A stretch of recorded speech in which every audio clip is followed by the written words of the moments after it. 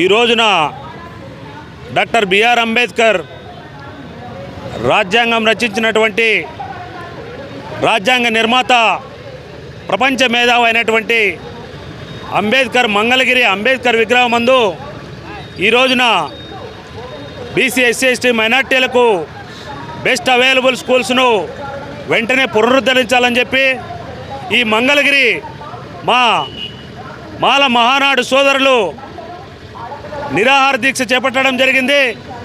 ఆ నిరాహార దీక్షకు మా బహుజన యువసేన తరఫున సంపూర్ణమైన మద్దతును ప్రకటిస్తూ ఇదే రోజున గతంలో 21 రోజులుగా నంద్యాల జిల్లా ముచ్చుమర్రి గ్రామానికి చెందినటువంటి 8 ఏళ్ల పసిబిడ్డ అత్యాచారానికి గురైతే 21 రోజులు అవుతున్నా కూడా ప్రభుత్వం ఇంతవరకు పాప ఆజూకిని కనుక్కోలేదు.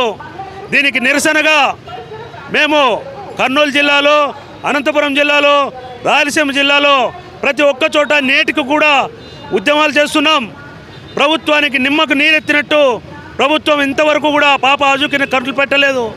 ఈ నిర్లక్ష్య వైఖరికి నిరసనగా పాప యొక్క మచ్చుమర్రి వాసంతి బాలికపై ఒక పాటను రాయించి ఈరోజు మంగళగిరి నడిబొడ్డున అంబేద్కర్ విగ్రహానికి మా యొక్క వినతిని విన్నవించుకుంటూ ప్రభుత్వం పనిచేస్తుందా, రాజ్యాంగ నిబంధనలను తుంగలోకి తొక్కుతూ ఒక మైనర్ బాలికపై అత్యాచారం చేస్తే 21 రోజులుగా ప్రభుత్వం ఏం చేస్తుందని చెప్పి ఈ సందర్భంగా ప్రశ్నిస్తూ 10 లక్షల రూపాయలు ఎక్స్రేస్ ఇచ్చి బాలిక కుటుంబానికి చేతులు దులుపుకోవడం ఎంతవరకు సమంజసమని చెప్పి ఈ సందర్భంగా ప్రభుత్వాన్ని నిలదీస్తూ బీసీ ఎస్సీ ఎస్టీ మైనార్టీల పట్ల ప్రభుత్వం నిర్లక్ష్య వైఖరిని వీడాలని చెప్పి ఇది ముమ్మాటికి ప్రభుత్వ అసమర్థతగా మేము భావిస్తున్నాం.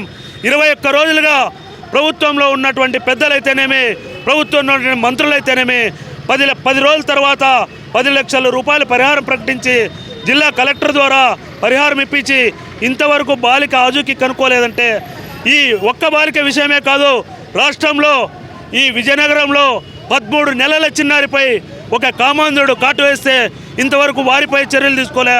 చిత్తూరు జిల్లా మదనపల్లిలో ఒక చిన్నారి అత్యాచారం జరిగింది. ఈ బాలికలపై అత్యాచారాన్ని రాష్ట్ర ప్రభుత్వమే కాదు కేంద్ర ప్రభుత్వం కూడా ఖచ్చితంగా ఖండించి తీరాలి. ఈ బాలికలను ఖచ్చితంగా మనం కాపాడుకొని తీరాలని చెప్పి ఈ సందర్భంగా డిమాండ్ చేస్తున్నాం.